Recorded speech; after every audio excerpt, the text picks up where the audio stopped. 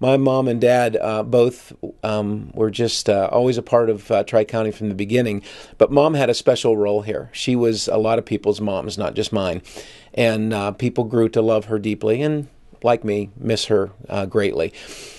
And I say all that simply because something that happened during our trip in Uganda was very significant to me spiritually, and that was...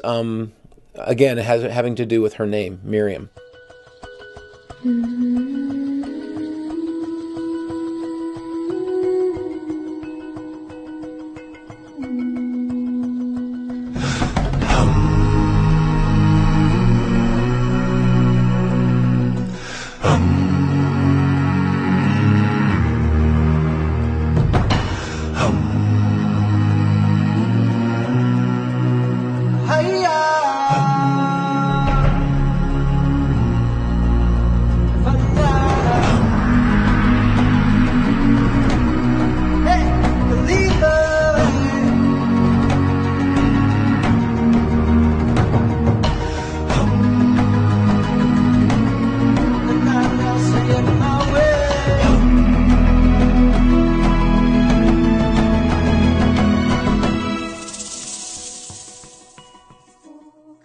On the very first day that we're in Kasangati, we decide as a group we're going to go into Kampala, the capital. We're going to exchange some money. We're going to have lunch. I decided to buy some coffee, some whole bean coffee, because I love coffee. And so went down, and the cashier who waited on me as I'm buying the bags of coffee had a name tag on, and her name tag was Miriam. I said, well, my mom's name was Miriam. She said in pretty good English, well, then I'll be your mom in Uganda. And so I met this Miriam, and I bought my coffee, and we were on our way. So the next day, when we were visiting the first child development program, it was in a place called Mackay.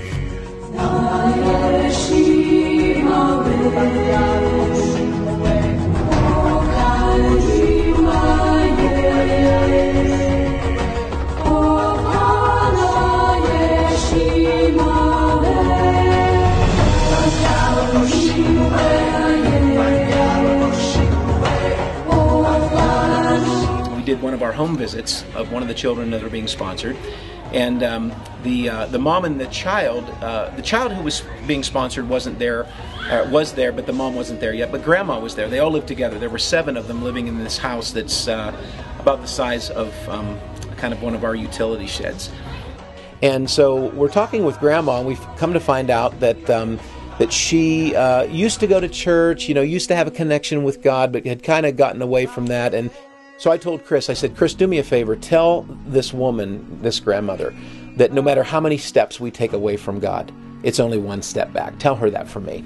And so Chris said that to her, and I could tell she reacted to that. You could just the facial expression and her gesture, and so they talked a little bit more, and of course I didn't know what they were saying, but finally Chris said, well, she really appreciated what you said, and she wants to pray to give her life, rededicate her life to Christ. And I said, that's amazing, that's wonderful. So Chris led in that prayer, and she prayed, and we're getting ready to go. And Mom had come a little bit later with the little boy, so we got to meet everybody in the family. And before we left, I just happened to ask. I said, why we didn't get Grandma's name? Could you ask her what her name was? And so Chris asked her name, and he looks at me and says, oh, her name is Miriam.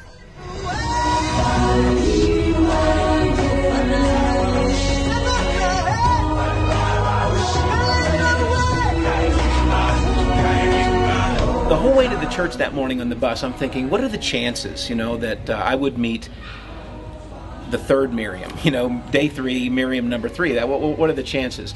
So I kind of had that in the back of my mind, and I met a woman who is the children's director here at the Full Gospel Church in Kasangati, and her name is Millie, not Miriam, but my mom's middle name was Millie, Miriam Millie, and I thought, okay, that's acceptable. That'll count.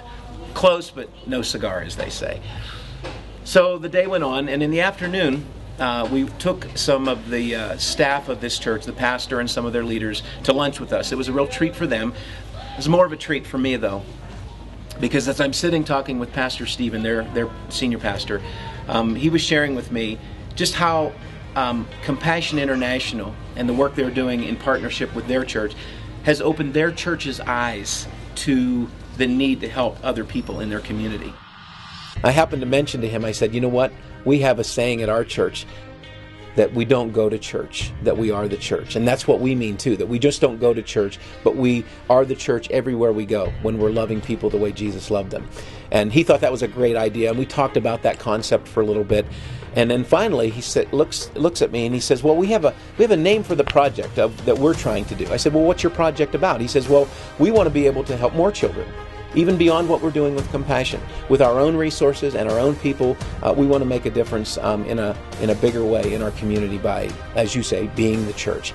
And I said, I love hearing that. I said, I really think that's what the gospel is all about. And he says, and the name of our project is Project Miriam.